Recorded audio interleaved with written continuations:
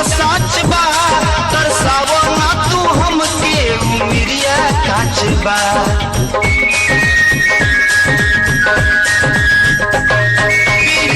लागल तू हसे बतिया साच बा तरसावो ना तू हमके उमिरिया काच बा जब सुलह सिंगार करेलू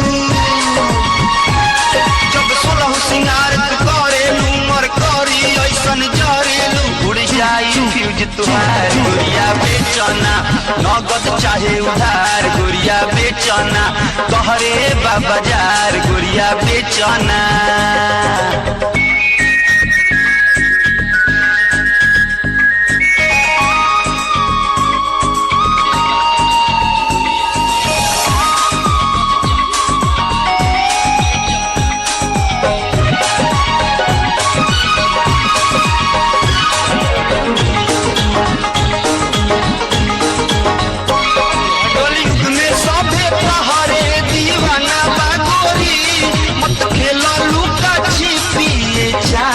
चकोरी